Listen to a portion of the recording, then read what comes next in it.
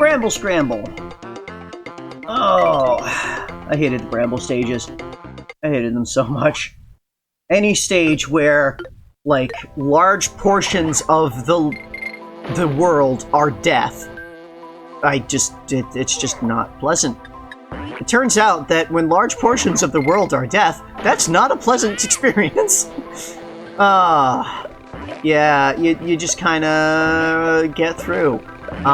You do want to take a little bit of time with squawks, shooting the things.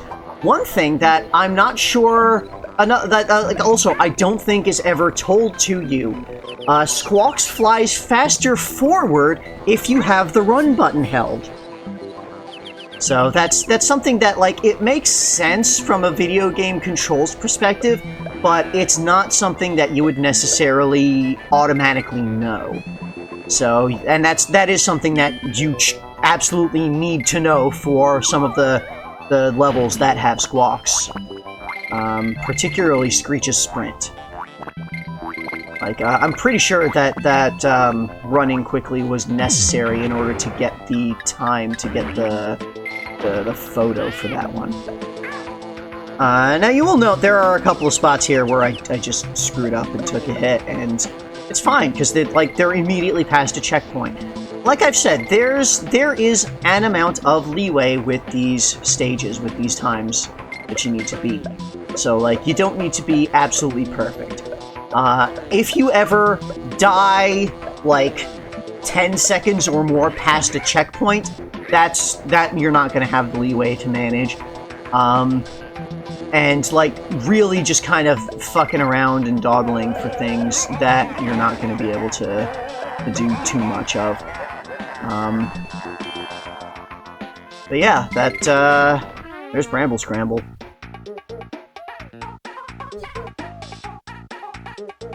Yeah, most of the time when you have squawks in these Bramble stages, you don't want to actually hold B to move forward.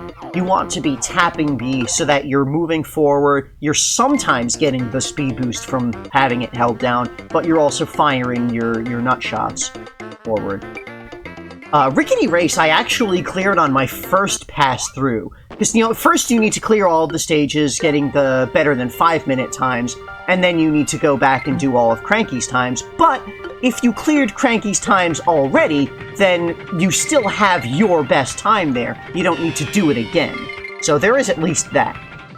And interesting thing for Rickety Race, you can get the time trial time without actually doing the thing to defeat the first place racer that you need to do for the video game hero medal. So that's a little weird. This stage also, you can move your cart accelerates faster if you are holding forward when you're moving. Like, you get faster acceleration from doing that. And that's something you just kind of have to figure out. Because nothing ever tells you. And yeah, you want to jump at the spots where there's downslopes. I screwed up on that one, but as you can see, like, there are points where, like, I bump into the racer in front of me and I lose a whole lot of speed, but I still made it. This was the run that I made the time on, so, you know, you really do not need to be perfect on this. And again, you don't even need to be good enough to get the video game hero medal to get the time trial time on this. So that one's basically a gimme. If you've done the 102% completion of the actual main game, that's a gimme.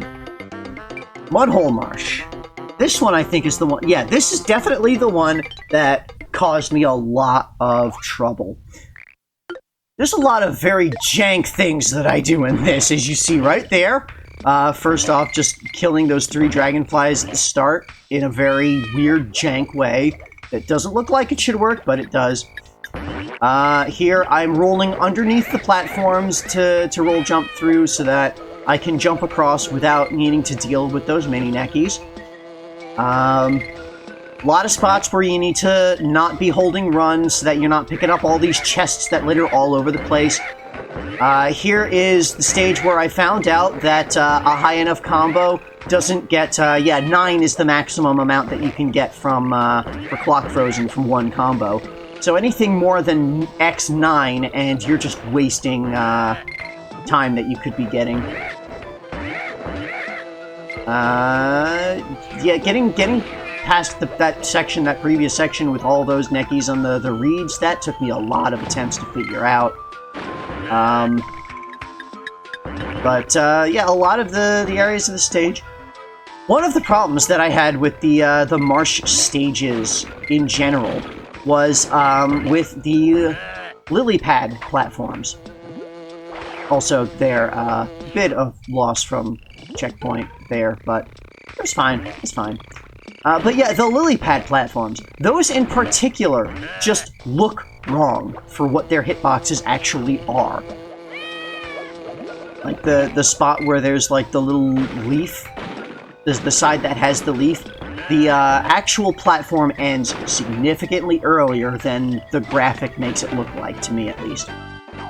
So, you know, that's something that you just have to memorize. You just have to do the stage and whoops, you missed the platform, so it turns out that part isn't safe. That's not where the hitbox of the platform is, so you died because of something that you couldn't have possibly anticipated. Do it again. This time, that's how you learned, was dying to find out something that there's no other way to find out. This stage, Rambi... Bramble? Something. This, once you actually get to the Rambi portion, it's just done. It's over. It's the part before that is, actually a bit hard. Here, I intentionally take damage from that croc because you have to fall through these zingers. And, the temporary invulnerability you get from the respawn there lets you go down much, much faster than actually, like, taking the time to hang on the honey and wait for them and get off. If you're hanging on the right side of the corridor after you take that hit, you'll be fine. Because you run out of temporary invulnerability before you make it past the third zinger. So you just need to be hanging on the right to avoid that. And then, yeah, you get Rambi, and you just kind of go. You get to have a lot of these clock-stopping combos in here. You don't even need to do a whole lot of them. You just need to kind of go. Make sure to remember what spot of the stage the King Zing, the Big Zing, shows up, because that's the spot where you don't want to turn around after you fall. The red zingers, you can literally just run through. You don't have to jump over. You can just run and you'll like get pushed up above them, and that'll be fine. So, yeah, again, the first half of that stage took me quite a number of tries to get down, but once I got through the first half, I cleared the Rambi part in one run. So that was simple. Ghostly Grove. This was the one with the ghost ropes. I don't think this one was very hard. There were a couple of annoying spots where some of the placement of the ropes and enemies just kind of made it annoying to go. But, overall, I don't think this one was particularly bad. It's got a lot of these clobbers. Make sure to jump on top of them and bounce rather than, like, stopping for them or getting bumped by them. Roll jump underneath the cloak over there.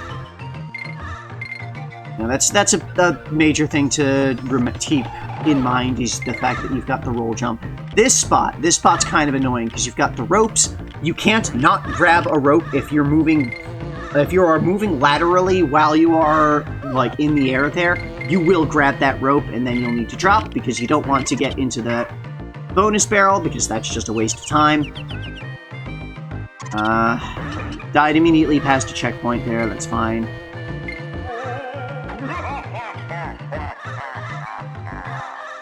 So, yeah, mostly not that big of a deal this stage. Every one of these stages took me a lot of attempts to get down, because, like, just getting the basic movement down of everything, it took a lot of practice to get all this perfect. And again, I didn't need to be perfect, but you know, it still took a lot of practice just to get good enough to clear the stage without taking a hit. Haunted Hall. This was another one that I cleared. I did actually clear on the first time through when I was doing the 5-minute timer version before I unlocked Cranky's Times. It's pretty just straightforward. It's another auto-scroller, and all you need to do is not die. Just get on the auto-scroller and don't die. And this one is relatively easy. You can come up here and pass straight through the bonus area there. That avoids, I think there's a zinger or two below if you take the other path that you avoid doing this, doing the bonus path. But I wouldn't know, I never actually go down there. Because that part of the stage is pointless when you know where the bonus is. You should just go to the bonus. Why wouldn't you go to the bonus? But, yeah, you just gotta do good on the parts with the ghosts, the barrels. Do good at the barrel jumping section with the thing. The thing that the stage is all about, you do good at that thing. And then you beat the stage, and that's it. It's simple.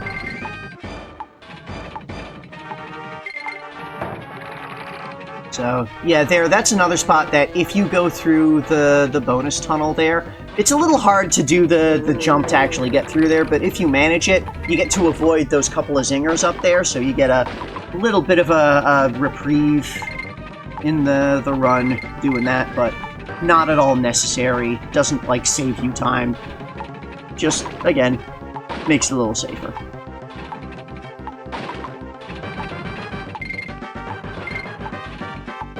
You don't need to be perfect on the barrel sections. You don't need to touch every plus barrel. You don't need to avoid every minus barrel. There's a bit of leeway for getting through those.